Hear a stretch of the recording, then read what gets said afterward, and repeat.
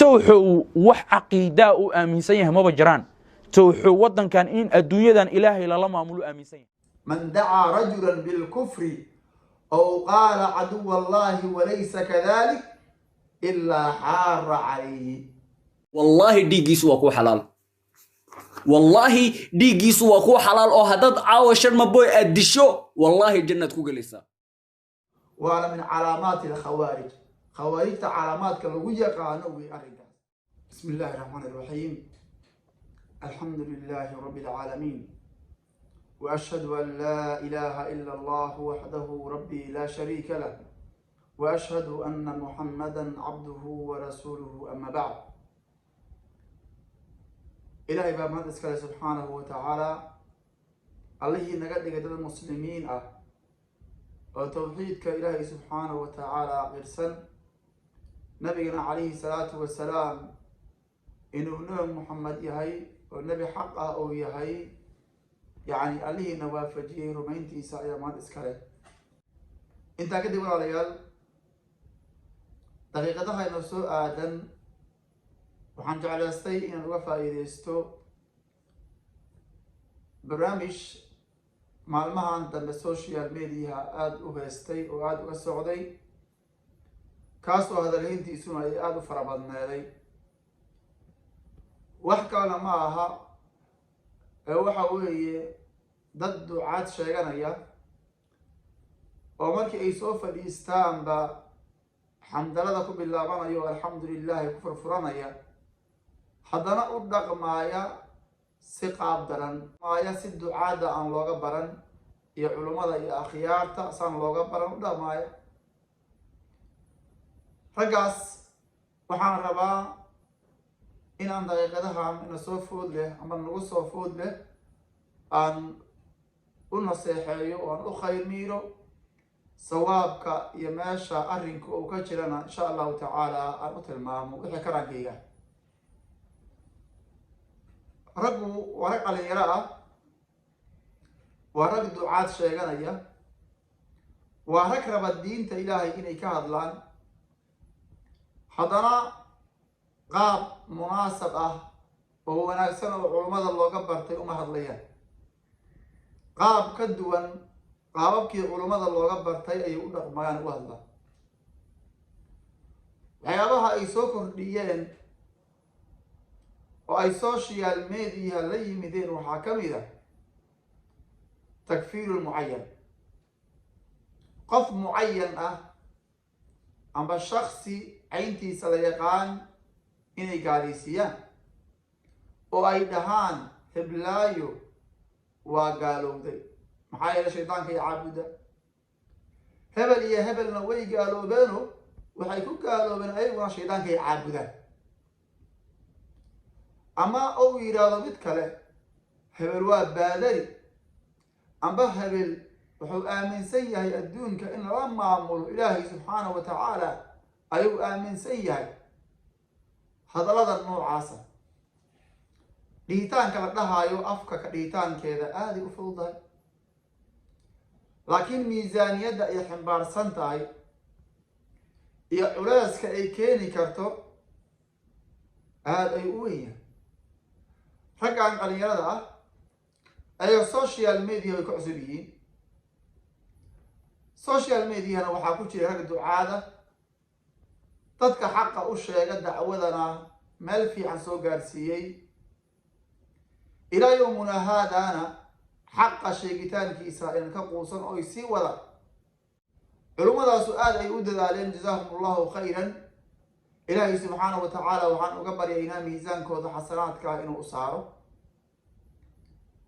laakiin ragga dhalinyarada ah ee dacwada ku cusub oo maalmahan social mediaha soo fadhiistay lana soo fadhiistay dariiqadii culummada ka horreysay ee ducaadda dariiqo khilaafsan oo aan waafaqsanayn dariiqadaas oo ah in qof walba lasa gaalaysiiyo waxaa lagu doonayo ilaahay baa garanaya subxaanahu wa tacaala qasadkooda iyo ulajeedka ay raggaasu damacsan yihiin oo leeyihiinna ilaahay baa yaqaana subxaanahu wa tacaala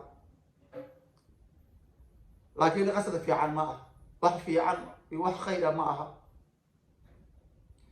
in social mediahii la jiheeyo oo dhabbihii uu ku socday dhaba ka khatarsan loo jiheeyaay waa khatar, waa arrin cadiim ah weyn weeyaan.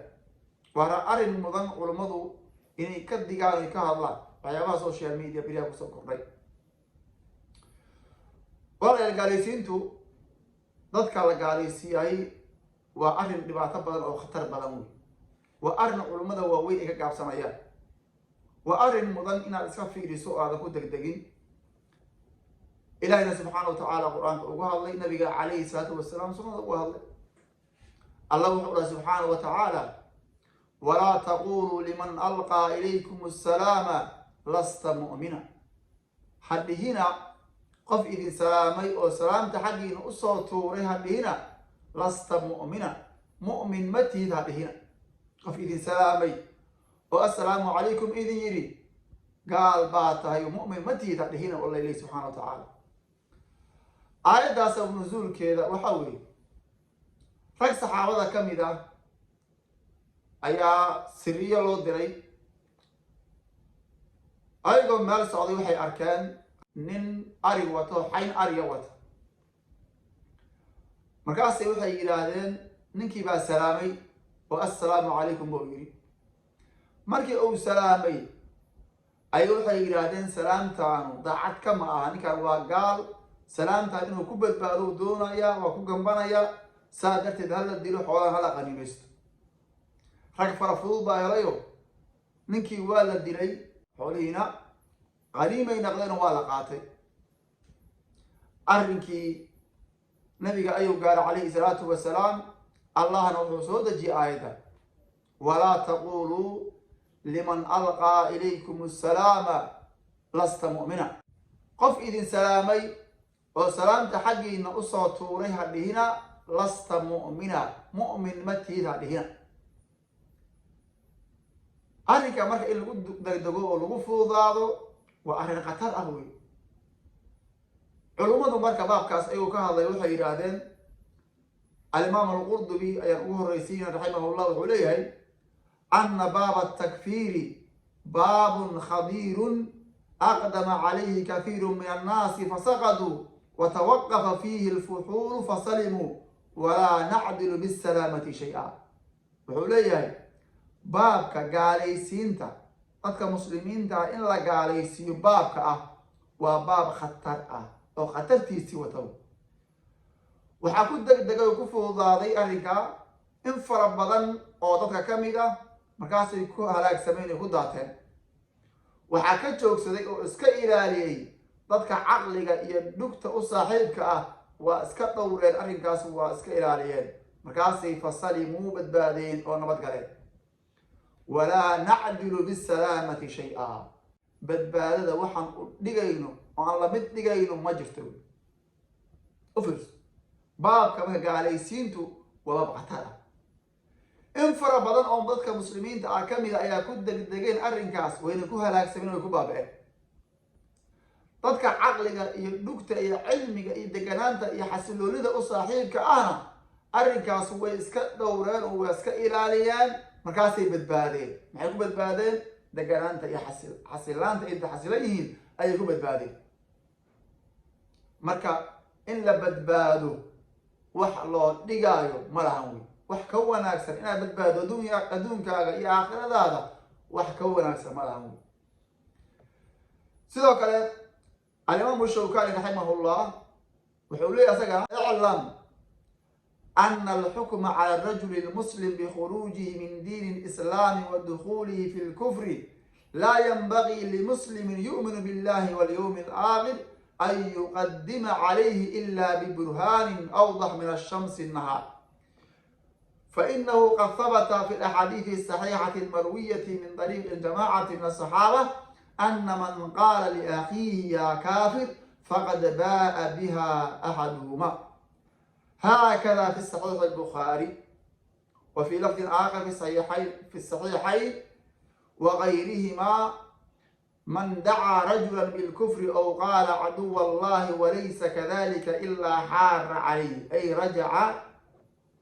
wuxuu leeyahy imaamu shawkani, waxaad ogaataa xukumka qofka muslimka ah la xakumaayo oo lagu xukumaayo in diintan uu ka baxay iyo inuu gaaloobay lagu xukumaayo, arrinkaas wuxuu leeyahay uma bannaana, umana habboona qof muslima oo ilaahay iyo maalinka qiyaamo rumaysa uma bannaana inuu ku degdego arrinkaas, ilaa inuu xujooyin cadcad oo qoraxda kasii caddaan badan uu haysta mooyaane. maxaa yeelay axaadiista nabiga calayhi salaatu wasalaam laga soo wariyey oo saxaabo badan nabiga ay ka soo wariyeen calayhi salaatu wasalaam, nabigu wuxuu dhahay man qaala liakhiihi yaa kaafir, qofkii walaalkiis ku dhaha gaalow, qofkii ku yidhaahda walaalkii, faqad baa'a biha axaduhuma, yacni lafdigaas qofkaasi ou yidhi midkood baa xambaarayo qaadanaya, amba kii la yidhi ayaa sax ah oo waa gaal, kaas baa qaadanaya, amba waa lagu khaldoomay oo kii yidhi bay ku soo laabanaysaa. ufirso lafdi kale nabiga wuxuu dhaha calayhi salaatu wasalaam man dacaa rajulan bilkufri aw qaala caduwa allahi walaysa kadalik ilaa xaara calayhi.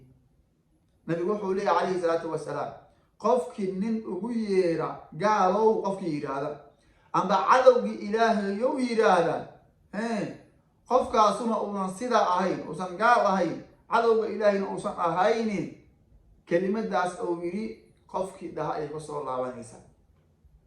arrinkaas u fiirso inaa adiga oo dacwad gudanayay oo daacinimo sheeganayay oo ummadda in uu hanuuniyo oo dariiqa sawaabka ah uu ku hogaamiyo raba, haddaad adigu gaalowda bal ka war, haddii adigu diinka ilaahay aad ka baxda bal ka war.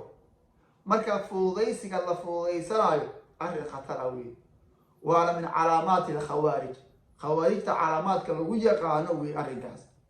xataa haddii uu qofka la sheegayo oo gaal yahay oo sida la sheegayo oo ku sifaysan yahay oo gaal yahayba, yaa xaq u leh inuu gaalaysiiyo.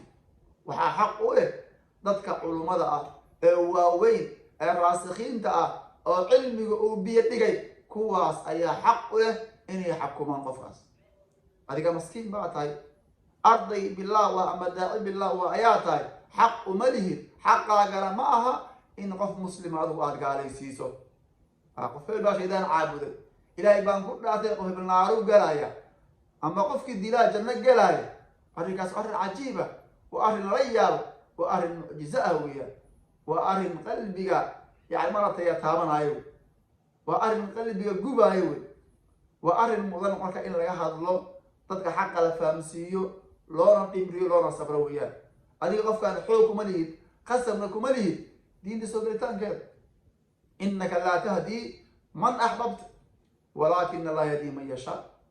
qofkan cisyaanka iyo dulmiga iyo fisqiga oo ku jiro awgeed ha u gaalaysiinin, asoo darajada gaalimada gaarsanayn ha gaalaysiinin wey. ofrs waidaa qultum facdiluu, waqaala tacaalaa walaa yajrimanakum shana'aanu qowmin calaa an laa tacdiluu icdilu. qowm caradood yaysan kugu qaadaysan kugu xambaarin inaad cadaalad samay weyda, inaad cadaalad samay weydaan yaysan idinku xambaarin. cadligu waa muhim.